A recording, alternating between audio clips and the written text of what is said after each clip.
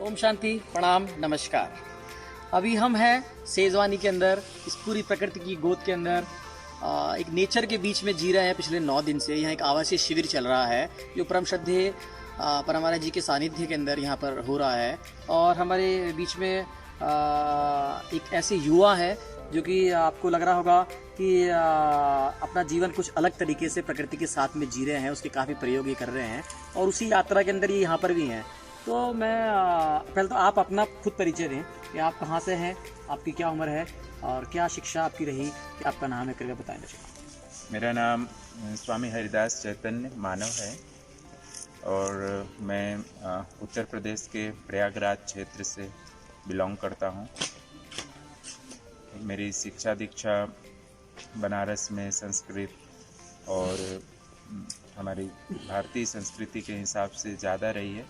पिताजी का खास झुकाव रहा संस्कारों के लिए और उसी के निर्माण स्वरूप आगे आश्रमों का जीवन रहा है, जिसमें गायत्री तपोभूमि, शांति कुंज, ऋषिकेश जैसी स्थलियों में लगभग 15 वर्ष की आयु में निकलना हुआ।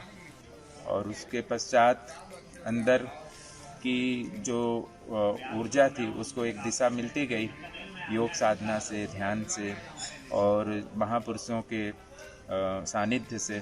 उस समय जो परम श्रद्धेय संत स्वामी राम सुखदास जी थे, महात्मा जगदीश्वरानंद जी थे, जिनका सानिध्य मुझे बहुत करीबी मिला। और इसी यात्रा में, सत्य को जीने की यात्रा में, समझने का क्रम चलते चलते अभी जीना आनंदपूर्ण बन रहा है, उल्लासपूर्ण बन रहा है आप लोगों को समझ इस सेजवानी धाम में। स्वामी जी, आप युवा हैं और आज मैं पाता हूँ कि देश का युवा कहीं भाग रहा है किसी दौड़ के अंदर, और आपको मैं ठहरा हुआ पाता हूँ युवा होते हुए भी। तो क्या कारण है और आपको कहाँ आवश्यकता लगी ऐसी? आज तो सदी 21वीं सदी की ओर जा रहे हैं और पूरा रंगीन दुनिया है, रंगीन माहौल है, और आज आप यूथ इस उम्र के अंदर आप इस पथ के ऊपर चले हैं। क्या इसके पीछे कारण है? क्या आपको ऐसा लगा कि आपको वो चीज़ें आकर्षित नहीं कर पाई और आपने ये क्षेत्र चुना जीवन के लिए? बताएं। इसके नींव तो बाल्यकाल में ही पड़ जाती है। जब बचपन में बच्चों के प्रश्न होते हैं, उनको सही उत्तर मिल जाए, सही दिशा मिल जाए, उनके माता पिता का सानिध्य मिले, उनका प्रेम मिले, तो वास्तव में जीवन को समझने की एक दृष्टि खुल जाती है। अगर माता पिता भोग में लिप्त हैं और वो साधनों को इकट्ठा करना, उसमें सुख ढूंढना, बाह्य प्रवृत्तियों में ज़्यादा लिप्त रहना, इसी में जीवन की उपलब्धि मानते हैं, तो बच्चे कहीं ना कहीं उनसे प्रभावित हो जाते हैं। और उनका एजुकेशन इसी तरह से होता है, जिसमें टोटल केवल और केवल पदार्थों की शिक्षा है कि कैसे हम पदार्थों को, साधनों को, सुविधाओं को इकट्ठा करके जीवन भर उसमें सुख ढूंढते रहें, जिसमें सुख है नहीं, केवल एक सुख का आभास मात्र है। स्वामी जी, मैं यहाँ पर बोलना चाहूँगा कि जो आप अभी बात बता रहे हैं या जो विषय आपने यहाँ पे रखा, तो उसके अंदर क्या एक गृहस्थी व्यक्ति जो अपने परिवार में भी रहता है, अपने काम धाम भी करता है, उसके बच्चे भी होते हैं, बीवी भी होते हैं, माँ बाप भी होते हैं, उनके प्रति उनके दायित्व भी होते हैं, तो और उसको काम करना है तो व्यापार भी करना है, सारी चीज़ें चलती है, समाज में रहता है एक सामाजिक प्राणी के रूप में। तो क्या वहाँ पर रहकर ये यात्रा नहीं की जा सकती कि आदमी अच्छे से रहे, या क्या अब मतलब कहाँ उसको आवश्यकता है कि वो उस परिप्रेक्ष्य से बाहर आकर ही ये सब कुछ करे? जी, गृहस्थी के आपकी बात बिल्कुल सही है और मैं इसमें से अपवाद नहीं हूँ। मैंने भी सबका अपना अपना उदय है। गृहस्थ होना दोनों अर्थ में होता है। लोग गृहस्थ बाह्य सुख, स्त्री सुख, पुरुष सुख भोगने के लिए भी करते हैं, और कुछ लोगों का इतना क्लियर फंडा होता है कि वो गृहस्थ जीवन को वो मोक्ष के द्वार तक ले जा सकते हैं। तो जिसकी जैसी आवश्यकता हो, गृहस्थ जीवन वैसा उसके जीवन में फलित होता है।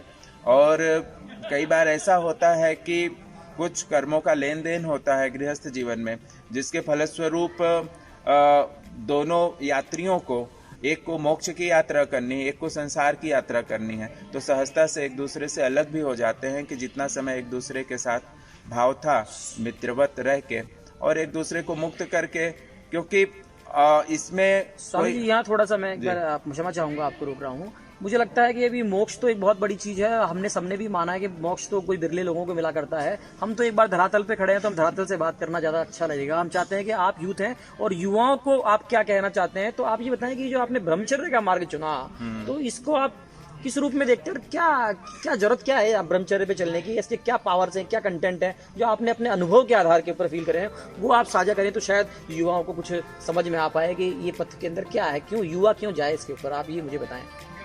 मनुष्य जीवन केवल शरीर नहीं है। शरीर के जो विषय हैं, 5 इंद्रियों के जो विषय हैं, उनकी आपूर्ति बहुत सहजता से हो सकती है। खाना पीना, सुनना, गाना, और इसी क्रम में जो काम इंद्रिय है, विषय सुख भोग, जिसको हम काम ऊर्जा बोलते हैं, इसका संबंध संतति उत्पत्ति से है। संतति उत्पत्ति के समय कुछ ऐसे हार्मोन्स का सिक्रेशंस होता है जिसको लोग सुख से जोड़ देते हैं। वो एक प्रकृति की एक ऐसी व्यवस्था है कि जिससे उनकी सृष्टि चलती रहे। इस प्रकृति की जो सृष्टि है वो चलती रहे, तो उसका इतना आवेग है और दबाव है। लेकिन जागृति पूर्वक जब कोई उसको समझ लेता है, उसमें ठहर जाता है, तो वो पाता है कि एक सूचना मात्र है अपने अंदर जाने की, क्योंकि उसमें बहुत तीव्रता होती है। व्यक्ति स्वयं से जुड़ जाता है उस समय, उन क्षणों में।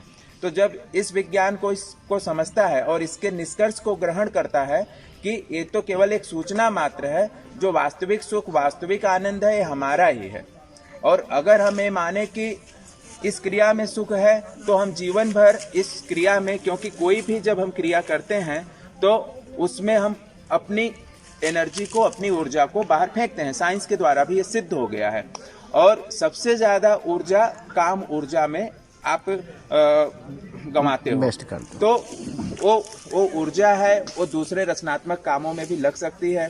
और जब अंदर का ही सुख लेना है तो ध्यान के माध्यम से और अपनी भावनाओं को खोल करके वर्तमान में जो भी आपका परिवेश है, प्रकृति है, परिवार है, परिवार वाले परिवार में, नहीं तो समाज है, जहाँ भी आप अपना योगदान दे सकते हो, सेवा दे सकते हो। कोई भी अगर जुड़ेगा, सेवा देगा, प्रेम करेगा, तो वापस में अनंत गुना मिलता ही है। ये भी विज्ञान का ही नियम है। बहुत अच्छा स्वामी जी। मैं इसमें ये पूछना चाहूँगा आपसे, आखिरी प्रश्न रहेगा मेरा ये कि आपने कहा सर्जन में लगाए वो चीज़ को, तो आपने ब्रह्मचारी के रूप में भी जीवन आपने तय करा है चलना, और उस मार्ग पे आप चल रहे हैं। किस तरह आप सर्जन देखते हैं? आप अपने जीवन को कौन से सर्जन से जोड़ रहे हैं, या क्या सर्जन आप कर रहे हैं? क्या आपका ऑब्जेक्ट है, ये थोड़ा साझा करेंगे क्या, कि कहाँ आप इसको यूज ले रहे हैं, या क्या आपको लगता है? जो आज का ज्वलंत प्रश्न है कि चारों ओर जो एक विनाश का दौर चल पड़ा है विज्ञानवाद के कारण, तो साइंस मिला हमारे खुद के नॉलेज से, समझ से, अथवा पदार्थों पे काम करने से। लेकिन इसका दुरुपयोग जो हुआ वो कहीं ना कहीं हमारे मानव को, सृष्टि को, यहाँ के प्राणियों को, वनस्पतियों को, सभी कहीं ना कहीं विनाश की तरफ ले जा रहा है। तो आज का जो सबसे ज्यादा अगर कोई प्रश्न है, कोई मांग है, कोई आवश्यकता है, अल्टरनेट्स पे काम करने का। शिक्षा में अल्टरनेट की जरूरत है। आज समाज व्यवस्था में, राजनीति व्यवस्था में, स्वास्थ्य व्यवस्था में जितने भी क्षेत्र खुले हुए हैं, सब में महती व्यवस्था है अल्टरनेट्स, वैकल्पिक सिस्टम को खड़ा करने की। तो इसी दिशा में मैं अपने गुरुदेव के साथ निकला हूं, और मैं कुछ ऐसे मॉडल्स को अभी देख रहा हूं जहां अल्टरनेट्स पे काम कर रहे हैं, और सब कुछ मिला के हम एक ऐसे हब पे काम करेंगे जिससे आने वाला समय जो है वहां पे आके पूरा सिस्टम, एक मॉडल सिस्टम, वो आगे जाके मल्टीप्लाई हो सके। ऐसा हम लोगों का एक भाव है, जिसमें जिस तरह का विशेषज्ञता होगा उस तरह के लोग जुड़ते जाएंगे, और अपना योगदान, अपना परिवार वो बनता जाएगा। बहुत बढ़िया। और विश्व परिवार की ओर हम अग्रसर होंगे। बहुत बड़ा आपने विजन किया है। आज का युवा अगर ये सोच रहा है, ये सोच रहे हैं, तो हर युवा सोच सकता है और कर सकता है। तो ये बहुत अच्छी बात है कि हिंदुस्तान अपने पुनः गौरव की ओर लौट रहा है, और ऐसे यूथ इस क्षेत्र में आ रहे हैं। ये बहुत ही एक अच्छा सकारात्मक संदेश मुझे लगता है देश के लिए है। और क्या इस यात्रा के दौरान ही आपका यहाँ पर आगमन हुआ? पिछले 9 दिन में आप भी यहाँ साधना में हैं।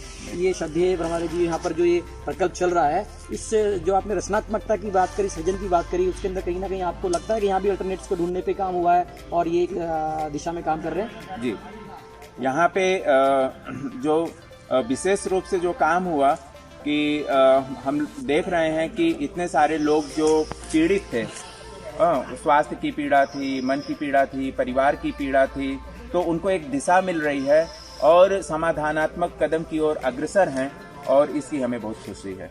बहुत बहुत अच्छा स्वामी जी, मुझे बहुत प्रेरणा मिली आपसे कि आप इस उम्र के अंदर और इतना अच्छा विजन लेके चल रहे हैं। निश्चित रूप से आपकी भावनाएं मानवता के काम आएंगी और हम सब कहीं कुछ बेहतर जीवन में कर पाएंगे। बहुत बहुत धन्यवाद चाहूँगा आप सभी को मेरा प्रणाम। मैं मनीष विजयवर्गीय हाल फिलहाल सेजवानी में हूँ, जयपुर से हूँ। धन्यवाद। ओम शांति, नमस्कार।